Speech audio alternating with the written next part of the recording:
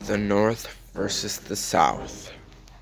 Two different areas of the United States that were very different, consisting of California, Connecticut, Delaware, Illinois, Indiana, Iowa, Kentucky, Maine, Maryland, Massachusetts, Michigan, Minnesota, Missouri, New Hampshire, New Jersey, New York, Ohio, Oregon, Pennsylvania, Rhode Island, Vermont, Wisconsin, Kansas, Nevada, and West Virginia. These states were loyal to the Union, so that made up the North. The North depended on industry and manufacturing goods. After the Industrial Revolution, the North blew up in success. Their economy increased because of the new inventions they created. These states identify themselves as free states because they opposed slavery, and they still managed to become a successful part of America.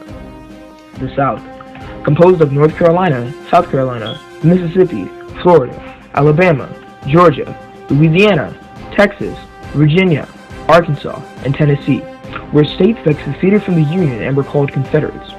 The southern states were agriculturally dependent and relied on labor. These states used mostly slave work and trading to get by when it came to getting money. They succeeded in the manufacturing and production of rice, flour, sugar, and tobacco. However, their economy didn't blow up until the production and manufacturing of cotton came to be. This crop turned into their cash crop, leading to single-handedly increase the southern economy, and from that point, the southern states became more and more successful.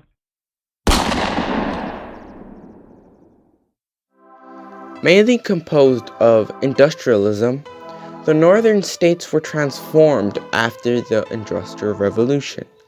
Their economy, lifestyle, and travel were all improved after the Industrial Revolution. This change was very useful in making the northern states successful. However, before this revolution, everything was created by hand. The majority of people were farmers, and they had to hand make their clothes. Workers such as blacksmiths, carpenters, and shoemakers also had to produce goods to be specialized in their jobs. Nevertheless, by the mid-1700s, changes in Great Britain led to greater demand for manufactured goods. Great Britain started to use machines to create processes that made goods in more efficient ways. They used these machines to get goods easier, and they expanded their overseas trade. This caused Samuel Slater to immigrate to the United States from Great Britain to improve manufacturing in the US. So by the late 18th century and early 19th century, the Industrial Revolution had started. This change allowed manufacturing to grow quickly, new technology and inventions to be created that changed the way people traveled, communicated, and did housework, and new factories to be built that changed how many Americans live and work. The introduction of factories changed the working lives of Americans in a drastic way, both positively and negatively. Workers no longer needed the specific skills of craftspeople to run the machines of the new mills. The workers' lives changed along with their jobs. Many mill owners in the United States could not find enough people to work in factories because other jobs were available. So to get people to help in factories, Samuel had to hire entire families where even the children had to help work. To attract families to his mills, Slater built housings for the workers. He also provided them with a company store where they could buy necessities. This became known as the Rhode Island system. Another system, called the Lorwell system, allowed young women to work on water-powered textile mills to thread and weave cloth. The wages this system offered were much better than the wages women could earn per week in other available jobs, such as domestic work. Nevertheless, these factories also caused a financial panic to begin. In 1837, the financial panic caused many people to lose their jobs. Competition for jobs came from people unemployed, and about 5,000 workers in New York City lost their jobs. During the 1800s, the United States was transformed by the Transportation Revolution and created a boom in success by reducing ship time and cost. These improvements were made possible largely by the inventions of two new forms of transportation: steamboats and steam-powered trains. They enabled goods, people, and information to travel rapidly and effectively across the United States. The economy of the northern side of the United States was better than ever because these new forms of transportation allowed them to trade easier. The railroads helped people travel way easier because it was all over the United States, and it was a faster transportation option. Steamboats were well suited for the river travel, and since the location of the rivers in the United States was perfectly suited for steamboats, it created new opportunities for the economy. Steamboats increased trade and profit because goods could be moved quicker.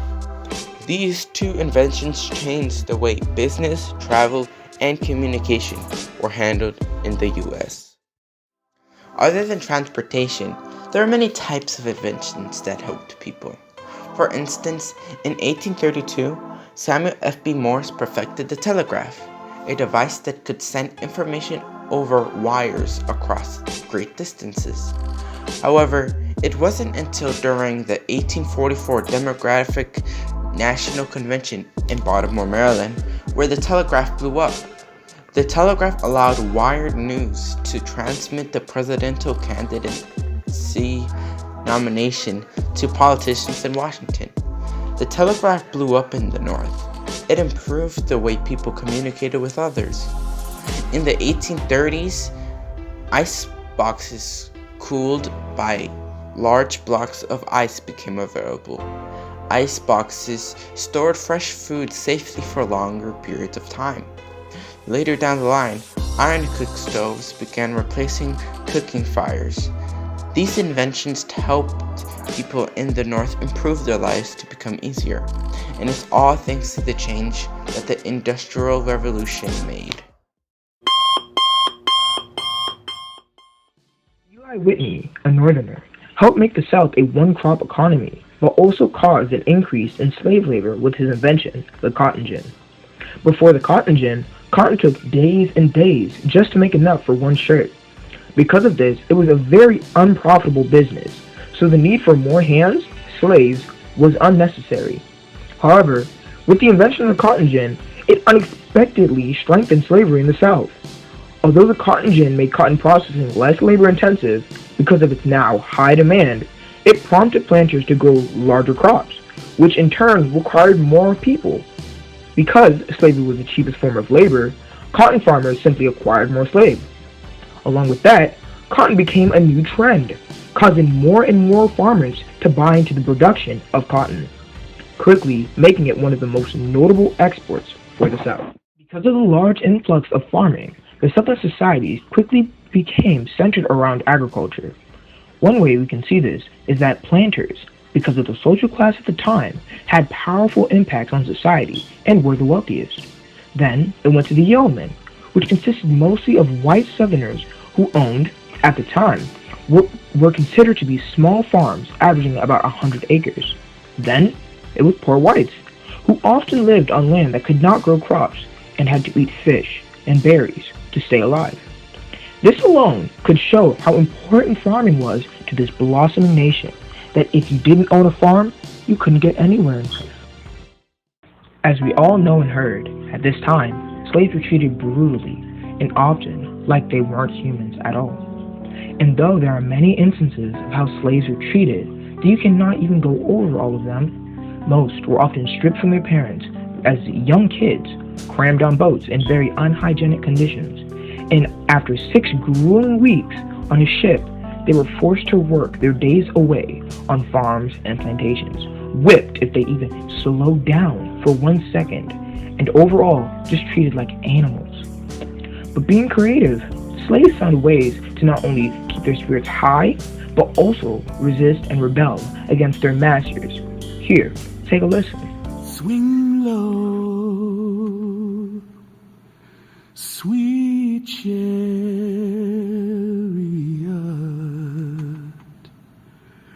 coming for to carry me home.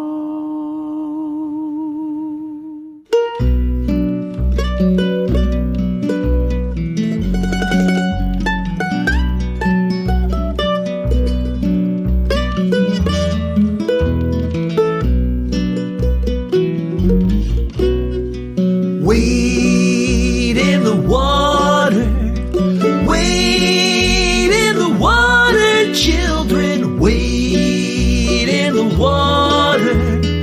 God's gonna trouble the water. As you can hear, these songs, also called African American spirituals, are filled with heart, and you can hear the time put into them.